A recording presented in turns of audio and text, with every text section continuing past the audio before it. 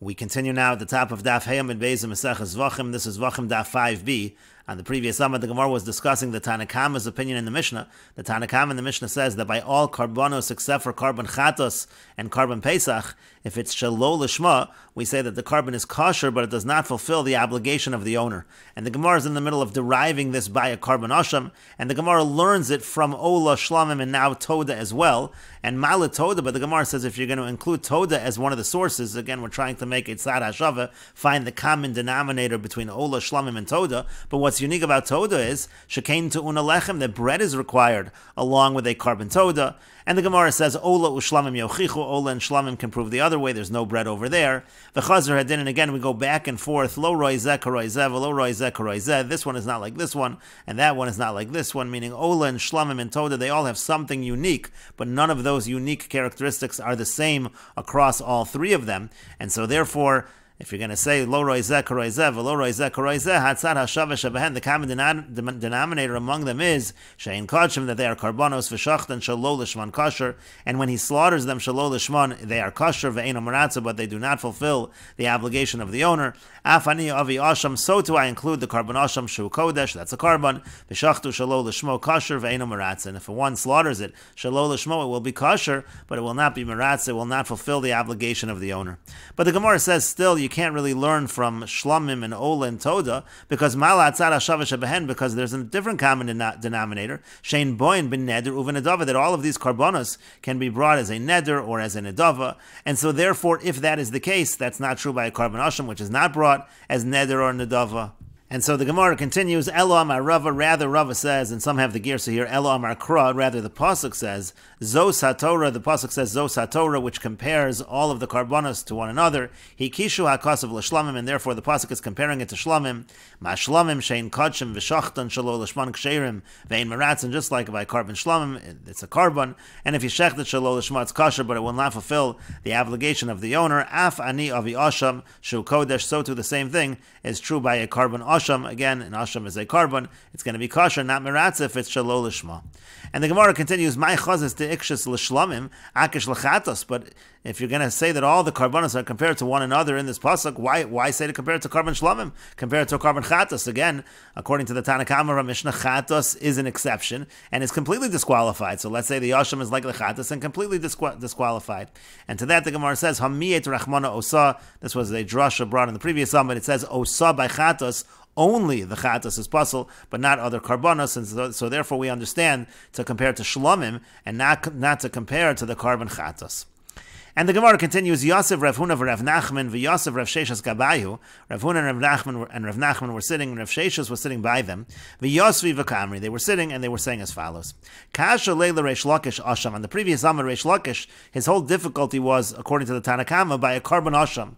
Delo asi la'achar misan. What's the difficulty? The difficulty is that a carbon Asham is not brought after the death of the owner, unlike, let's say, a carbon Ola, which can be brought after the death of the owner. So you see there's a concept by an Ola of bringing the carbon, and it's not maratza. If there's no owner to be maratza for. That's a concept by an ola, so we can understand that shalol lishma, the same idea.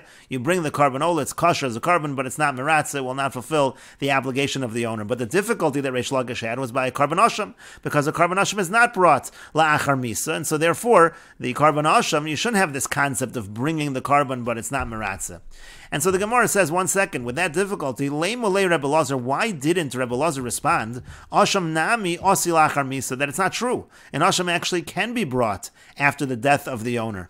And the Gemara continues, we'll see Rashi on this in a moment. The Gemara continues, Amar Luhu Rav Sheshas. Rav Sheshas said to them, Asham Lemaikarv, when you say that an Asham is brought after the death of the owner, what does that mean? In what sense is it brought after the death of the owner? Limosaru, that means for what is extra, for what remains. We'll see Rashi again in a moment. But Chatos Nami, but that's true by a Chatos also. Mikrav Karva, Chatos also Mikrav Karva Mosar. You also have a concept of Mosar, of the extra, so to speak, by a Chatos that can be brought after death.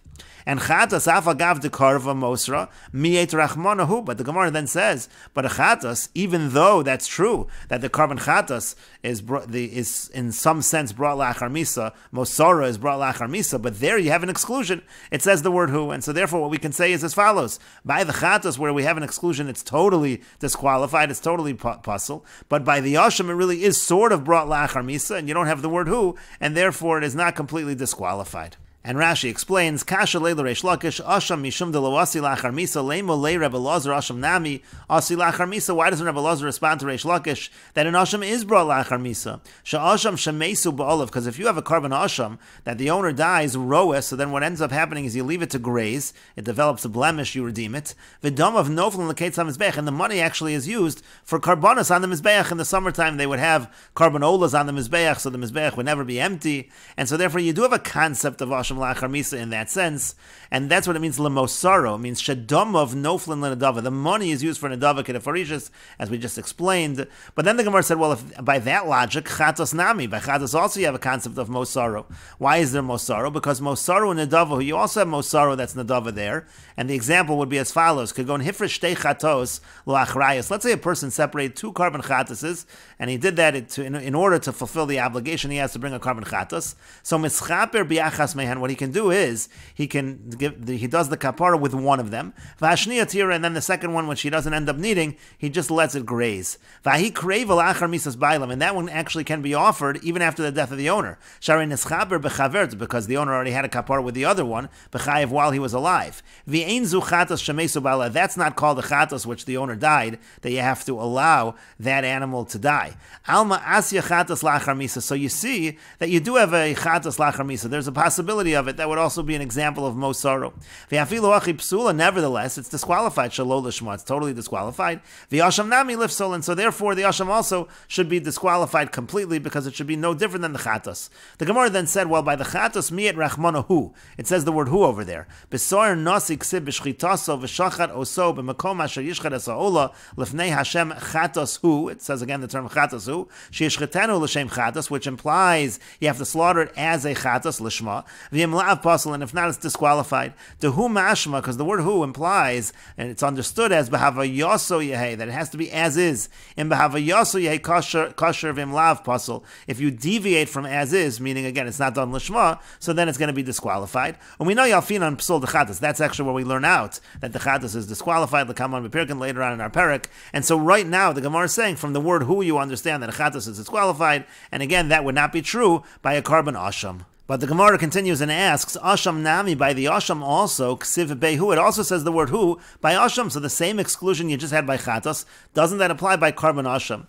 The Gemara says no, not necessarily, because ahu la'achar haktares emurim hu dechsiv, that word hu is written after the burning of the emurim of the Asham on the Mizbeach, and therefore you can't learn out from there that it would be possible in a case of Shalol Lishmo. We'll see Rashi on why that is in a moment.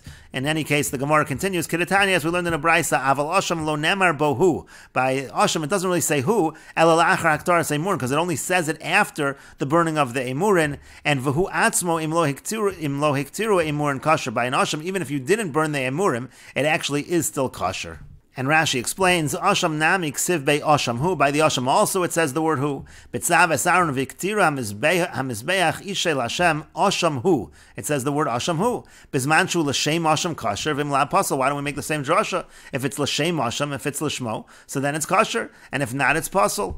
And the Gemara says, Ahu la'achar aktar seymour, and that hu was written after the burning of the sacrificial portions. Therefore, you can't learn from there the idea of l'shma. Kedetanya l'kamon Parakama, Avol Asham lo nemar bohu el achar haktar seymurin. And this is going to be later on in a brisa that Asham, it says the word who after haktar seymurin.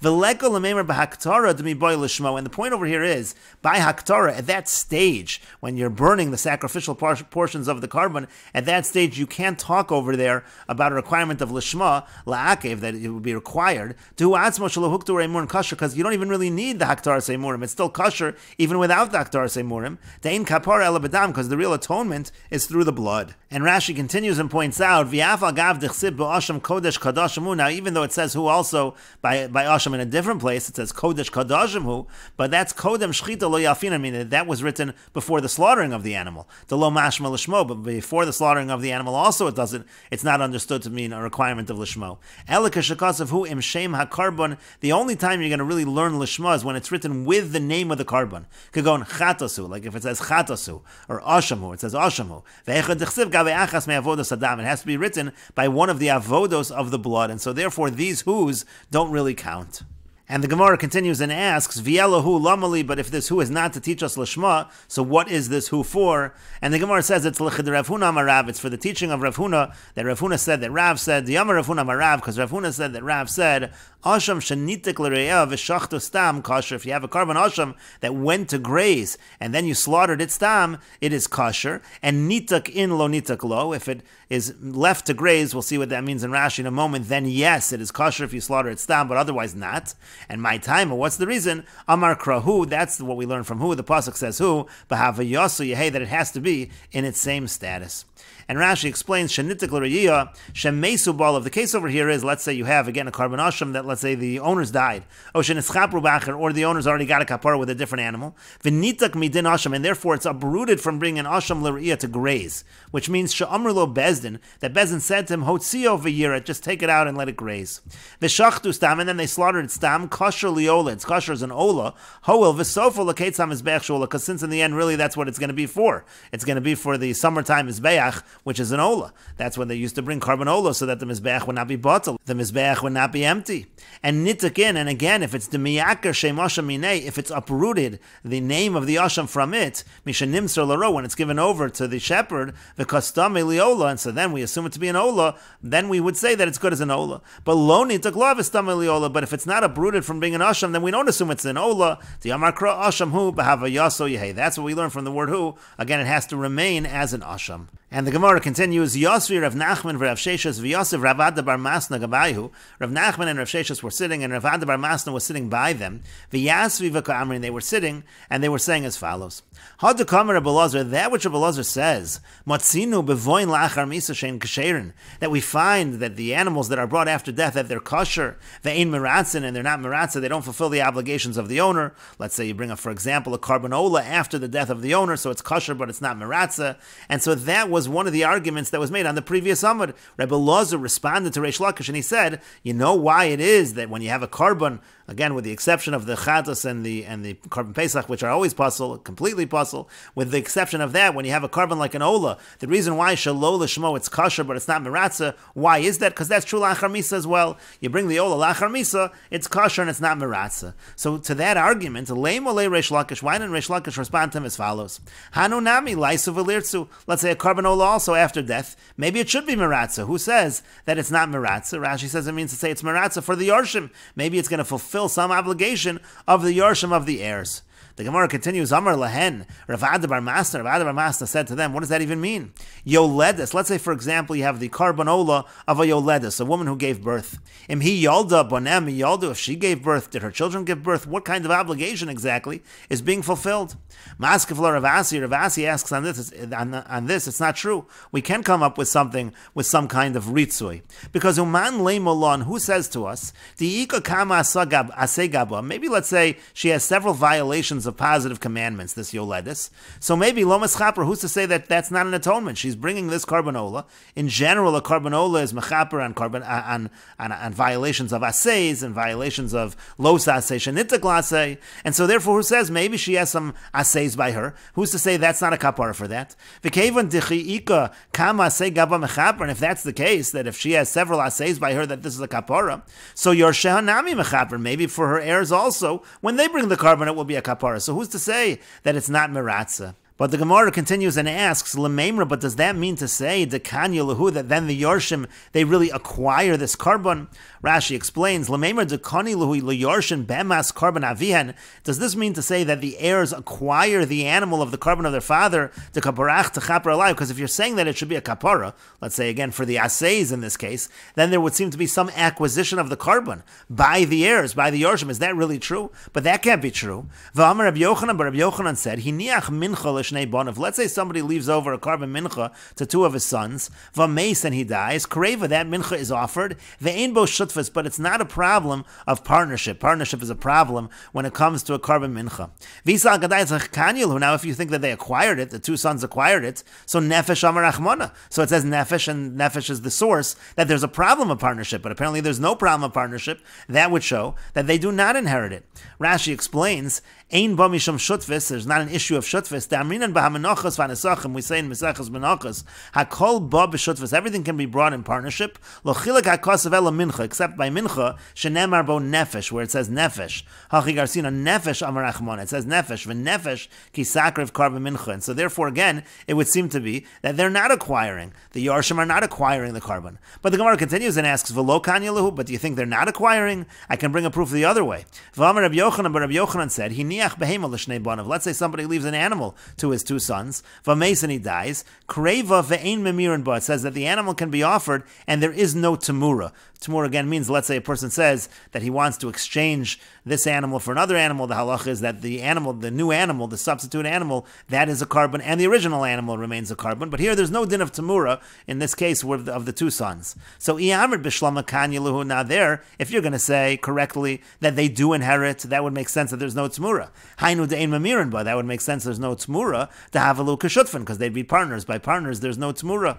Rashi says the ein mamirin ba im heimer eino tamura. If they're going to try to have a substitute, it's not going to have the halacha of tamura. So again, if you're going to say there's a kinyan by the yarshim, they acquire it, so then it makes sense there's no tamura because they're like shutfin. And we will continue with this discussion in the next video on Daf Vav Amud Aleph.